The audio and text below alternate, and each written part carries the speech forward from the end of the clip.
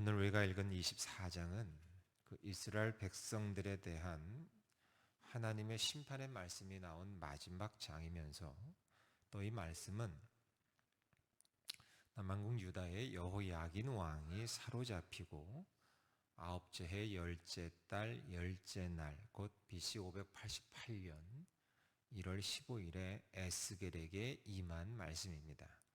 그런데 이 날이 어떤 날이냐? 바로 이 날이 예루살렘 성이 바벨론에게 그 바벨론 군사들에게 포위를 당한 날입니다. 포위를 당한 날. 실제적으로 바벨론 군사들이 예루살렘 성을 둘러싸서 포위하고 공격을 시작했던 날입니다. 그래서 오늘 본문 2절에 하나님께서는 에스겔에게 오늘의 이름 곧 날짜를 기록하라고 하셨습니다. 여러분, 그 백성들이 사람들이 그토록 두려워하면서도 일어나겠어? 정말 일어나겠어? 정말 그 날이 오겠어? 정말 심판하겠어? 두려워하면서도 일어나지는 않을 것이라고 막연히 기대하고 그렇게 생각했던 심판의 날이 진짜 왔다는 거예요. 두렵지 않습니까? 1절과 2절에 보니까 이렇게 되어 있네요. 아홉째 해 열째 달 열째 날에 여호와의 말씀이 내게 임하여 이르시되 인자야 너는 날짜 곧 오늘의 이름을 기록하라. 바벨론 왕이 오늘 예루살렘에 가까이 왔느니라. 그러니까 에스겔 선지자가 얼마나 많이 목을 놓아 경고하고 회개를 촉구하고 돌이켜야 된다고 얘기했습니까? 그러면서 그렇게 살지 아니하면 하나님의 무서운 심판이 이르게 될 것이라고 얼마나 많이 그들에게 외쳤습니까? 그러니까 백성들이 듣지요. 들으면서 두려워는 하지요. 오면 어떡하지? 그런데 설마 오겠어 하면서 두려워는 하면서도 정작 그들의 삶은 바뀌지 않고 행동은 바뀌지 않고 그대로 살았다는 거예요. 여러분, 이게 오늘을 사는 우리하고 나의 삶과 한번 여러분 생각해 보세요. 주님 이 땅에 분명히 다시 오십니다. 재림주로 다시 오십니다. 처음에 오신 예수님은 구원의 주로 오셨지만 다시 오실 예수님은 심판의 주로 오십니다.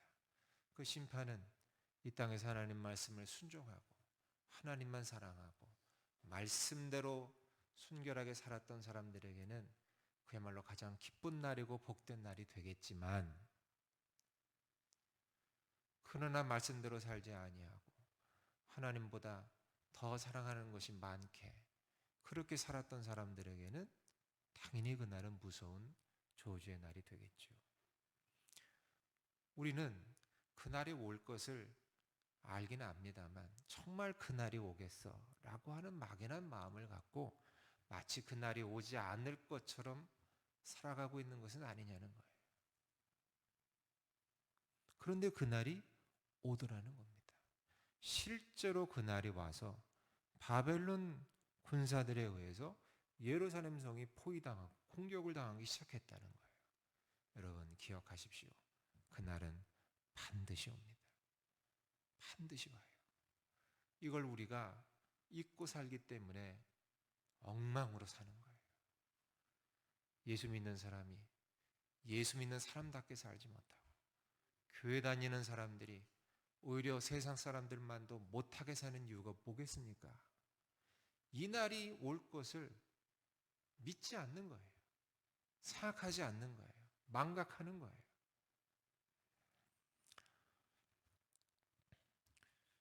바벨론 군사들이 예루살렘에 가까이 왔다. 2절 하반절에 보면 오늘 예루살렘에 가까이 왔다 해서 이 가까이 왔다라고 해서 사용된 히브리어가 사마크라고 하는 동사입니다. 근데 이 사마크라는 이 단어는 어디 쓰였냐면 그 구약에서 제사를 드릴 때 제물을 끌고 오잖아요. 뭐 양이든 소든 염소든 그 재물을 끌고 와서 재물의 안수에서 죄를 전가할 때 사용했던 단어라고 합니다. 그러니까 이 재물의 입장에서는 곧 이제 이게 끝나면 곧 죽는 거예요. 이 사마크가 그런 동네예요. 곧 죽기 전에 마지막으로 행하는 행위의 단어가 사마크라는 건데, 가까이 왔다는 것은 여기서 쓰인 사마크라는 단어가 바로 그렇다는 거죠. 바벨론 군사들에 의해서 예루살렘 성이 지금 포위되어 가지고 마치 도살장에 끌려가는 어린 양처럼, 염소처럼, 소처럼 그야말로 무력한 상태를 표시하는 단어가 가까이 왔다는 단어입니다. 지금 예루살렘 성이 그런 상태라는 거예요. 사마크. 그러면서 하나님께서는 이 녹슨 가마의 비유를 통해서 이 예루살렘 멸망에 대한 메시지를 전달하고 계십니다. 3절에서 5절을 보시면 그렇게 되어 있어요. 너는 이 반역하는 족속에게 비유를 베풀어 이르기를 주 여호와께서 이같이 말씀하시기를 가마 하나를 걸라. 건에 물을 붓고 양떼 한 마리를 골라 각을 뜨고 넓적다리 어깨고기 모든 좋은 덩이를 그 가운데 모아놓고 고름뼈를 가득 담고 그 뼈를 위하여 가마 밑에 나무를 쌓아놓고 잘 삶되 가마솥에 뼈가 무르도록 삶을지어다. 이렇게 되어 있습니다. 여러분 3절에서 5절 말씀 요것만 딱 보면 그냥 평범하고 어찌 보면 또 기분 좋은 양고기 요리 장면처럼 보입니다. 양 잡아 그리고 물 끓여서 솥에 물 끓여서 잘라서 고깃덩이를 삶고 뼈를 삶고 잘 삶고 냄새 좋겠죠. 냄새는 좋을 것이고 고기는 맛있겠죠. 그런데 실은 이 가마에 대한 이야기는 하나님께서 지금 갑자기 불쑥 먼저 꺼내신 얘기가 아니에요. 우리가 그 이전에 에스겔 11장에 다 잊어버리셨겠지만 에스겔 11장에 보면 이 이야기는 이스라엘 백성들이 먼저 한 이야기예요. 11장 3절에 이렇게 얘기하고 있어요. 그들의 말이 집 건축할 때가 가깝지 아니한즉 이 성읍은 가마가 되고 우리는 고기가 된다 하나니, 이게 이스라엘 백성들이 한 말이에요. 집 건축할 때가 가깝지 아니하다. 아직 심판을 당하려면 멀었다는 거예요. 우리하고는 별 상관없다는 거지요. 그래서 이 성읍은 즉 예루살렘 성은 가마가 되고 우리는 고기가 된다. 이건 이스라엘 백성들이 한 말이에요. 여기서 백성들의 이 말은 자신들은 지금 좋은 고기라는 거예요. 자신들은 좋은 고기고 자기들이 지금 거하고 있는 이 예루살렘 성은 큰 가마가 되어서 적들의 공격에서 자신들을 지켜줄 것이라는 확신의 찬 고백이었어요. 설령 공격해온다 하더라도. 그래서 오늘 3절에서 5절의 이야기를 이스라엘 백성들은 들으면서 어찌 보면 기분 좋게 들었을지도 몰라요. 그래, 그렇고 말고 좋은 고기처럼 예루살렘 성이 우리 가마솥이 되어서 우리를 지켜줄 것이다. 그런데 이것이 그야말로 큰 착각이었음을 하나님께서는 그 다음 구절에서 에스겔에게 말씀하십니다. 6절에서 8절 말씀을 우리 다 같이 다시 한번 6절에서 8절을 다 같이 읽어보시겠습니다. 시작. 그러므로 주 여호와께서 이같이 말씀하셨느니라. 피를 흘린 성읍 녹슨 가마 곧 그 속에 녹을 없이 하지 아니한 가마여 화 있을진저 제비 뽑을 것도 없이 그 덩이를 하나하나 꺼낼지어다. 그 피가 그 가운데 있으며 피를 땅에 쏟아 티끌이 덮이게 하지 않고 맨 바위 위에 두었도다. 내가 그 피를 맨 바위에 두고 덮이지 아니하게 함은 분노를 나타내어 보응하려 함이로다. 아멘. 여러분 보세요. 지금 이스라엘 백성들이 그야말로 안전한 가마로 생각하고 의지했던 예루살렘은 실상은 어떤 가마였느냐면 녹슨 가마였다는 거예요. 녹슨 가마. 여러분, 솥 안에 녹이 쓸었어요. 예루살렘 성이 녹슨 가마인데 여러분, 이 녹은 뭘 얘기할까요? 그렇죠. 이 백성들이 지은 악한 죄를 의미합니다.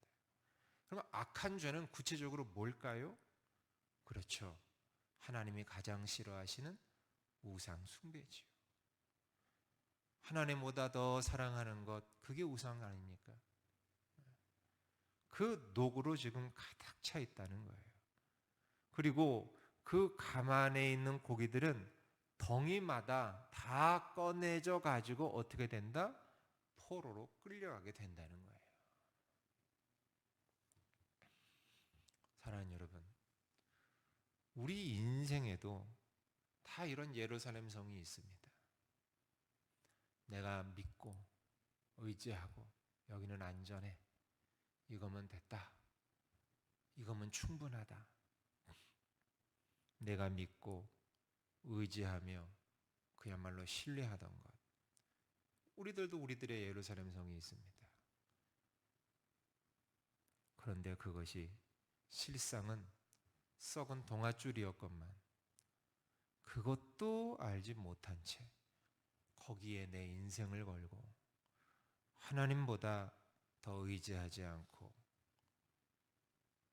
하나님을 더 의지하지 않고 하나님도 바라보지 않고 그것들도 의지하고 그것들에 내 목숨 걸고 살고 있지는 않는지 여러분 오늘 말씀을 다시 한번 생각해 보시기 바랍니다. 예루살렘 성이 천혜의 요새였대요. 삼면의 골짜기로 둘러싸여 있는 천혜의 요새였지만 아무리 천혜의 요새면 뭐합니까? 녹이 슬어서 아무 쓸모없이 그 좋은 고기 지켜줄 수 없었듯이 여러분 내가 지금 가지고 있는 그것들 내가 지금 믿고 의지하고 사랑하는 그것들 하나님보다 말씀보다 더 견고할 것이라고 믿고 의지하던 그것들은 사실은 녹슨 가마에 불과하다는 거예요. 그리고 녹슨 가마는 언제고는 허물어지고 만다는 것입니다. 하나님께서는 그 녹슨 가마인 예루살렘 성이 어떻게 무너질 것인지를 9절에서 11절에서 알려주고 계십니다. 우리 다 같이 한번 읽어보실까요? 시작. 그러므로 주 여호와께서 이같이 말씀하셨느니라. 화 있을진저 피를 흘린 성읍이여 내가 또 나무 무더기를 크게 하리라.